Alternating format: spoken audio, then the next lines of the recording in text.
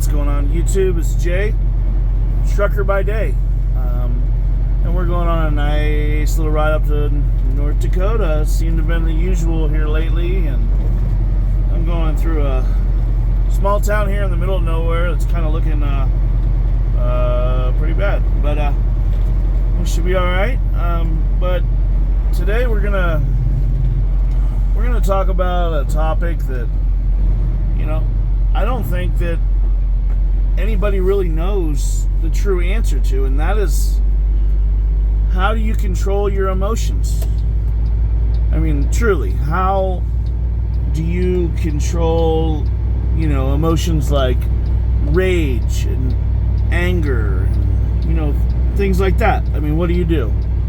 Do you, obviously, they say you're supposed to find an outlet, but what is that outlet?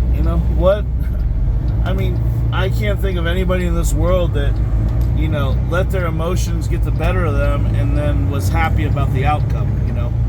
It always usually seems to end pretty poorly for people, myself included.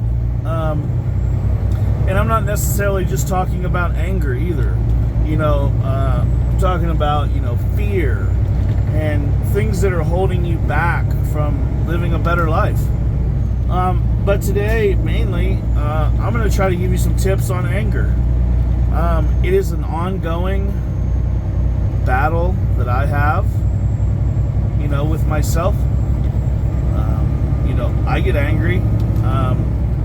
Sometimes I get so angry that I don't know what to do with myself, and it's taken a long, long time to kind of, figure it out. But, are you out there? Are you somebody that struggles with kind of, struggles with figuring out what is a good reaction to a negative emotion? I mean, I still kind of know. I don't really know. When somebody really pushes you, it gets, I get to the point where, I hear a lot of people say, I just blacked out and I don't know what I did.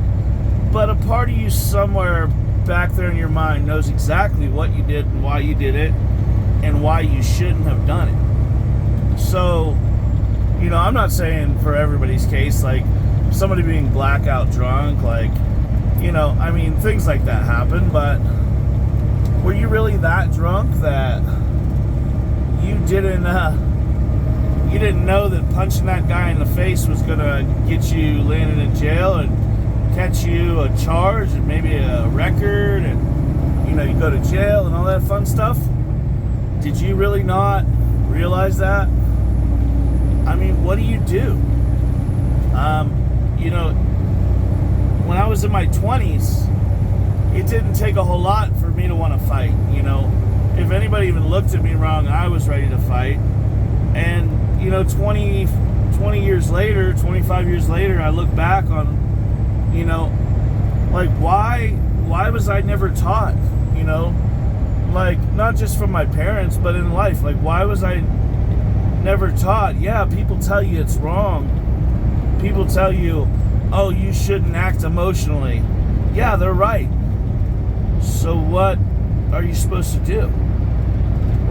Do you not have the right to hit somebody or defend yourself if somebody puts their hands on you? Here recently, not long ago, I had somebody that really, really pushed me. Really, tried to call me every name under the sun, tried to bait me, tried to get me going, tried to get me wound up. They really did. I caught myself pacing, back and forth, pacing, trying to think, if somebody treats you like that, are you wrong for wanting to, prove a point? Well, I guess, a part of me knows for a fact that you're wrong. And, let's do a little, what could happen, for instance, because, MMA, boxing, things like that, they're in a controlled environment with pads and somebody looking over you, is a lot different than a street fight. And anybody that tells you, oh no, street fight's no different than being in a ring or having pads on and having some control, has either never been in a tough fight and just maybe knocked somebody out one time and thinks that's what it all is, which is possible. Or is it more possible that they've probably never been in a street fight? Because I think the last fight I got in at a bar, I was, getting wound up. A dude bumped into me. He was probably just drunk. He didn't know. I don't think, now looking back on it. But, I was still at the point in my life where I felt like, that was only 11 years ago. And I felt like that if somebody disrespects you, you're supposed to let them know about it. Let them know all about it. But, I can tell you what. You think a couple minutes in a fight is easy or enjoyable, especially if you're not doing all the hitting. I can tell you that I limped around because I hurt my left knee in high school, and it gets bad here and there, and it hurts if I don't stretch sometimes. So I had my knee from high school, and that was way before that. I was limping around because we locked up. I swung, missed. He hit me in the ribs. We went down to the ground, turned it into a wrestling match. We both hit each other. It was neither win or lose. Some people pulled us apart, and we were both bloody. And I'm going to tell you what, I woke up the next day with a headache, probably from my head hitting the ground or him hitting me or something that happened. And I can tell you that I felt like absolute shit for a week. And I'm not talking about emotionally. I didn't feel like shit then.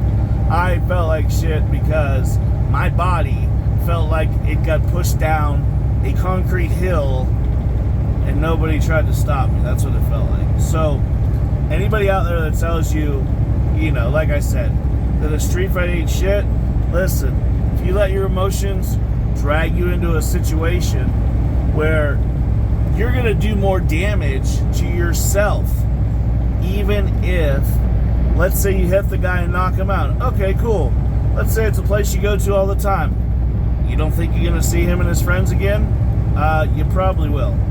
So, and vice versa. If somebody knocks you out, they got to know that you're still going to be around. But let's look at the worst side. Let's say you go outside of a bar, you're both kind of drunk, you get into a fight, you hit the guy, he falls, and he hits his temple, and he dies right there. Guess what? Your life's over. Not necessarily a life, you're not going to die, but you're going to go to prison. You're going to go to prison, probably for manslaughter, or some other charge like that that's going to give you, you're going to have to volunteer 10 to 15 years of your life. So, are your emotions worth that? Do you want to be in a cage for years because your ego and your pride is letting you dictate the choices you make? And I'm going to say this right now, and I don't care if it's a popular opinion. If you're a man that feels like you have to hit your partner, even if you're a gay guy, if you got to hit your partner, another man, anybody that has to hit their partner to get their attention or to maintain the relationship, I'm going to let you in on a big secret. It's not going to work out. So, before going to jail or hurting somebody that you consider obviously weaker than you, why don't you just move on? Why don't you get a handle of all this anger you got, which is probably for most guys, it's just coming from, insecurity. You gotta find an outlet. I haven't even found a good one. I usually walk, or I'll work out, or I might even sleep, so I feel better. But covering it up and curing it are two different things. This is just a little, it's just something that was on my mind. And I want you guys to think about that. Do not let your emotions control the choices that you make. And I know it's hard, but anything that you get emotional about, you step back and think about it logically of what you're about to give up by that decision, then I bet you don't make a mistake that might ruin the rest of your life. So that being said, I want you guys to be careful out there, not just in work, but in life. And, try to be nice. The next time somebody makes you feel like you want to hit them, hey, turn around and walk away and see how you feel about it then. But, I want to thank all the new subscribers here. We're just having a little chat. I'm driving out here in the middle of nowhere. Figured I'd share something that was on my mind, a topic that's important to me. Anger, But if you're not a subscriber, feel free to subscribe. My name's Jay, Trucker by Day, and I'll see you in the next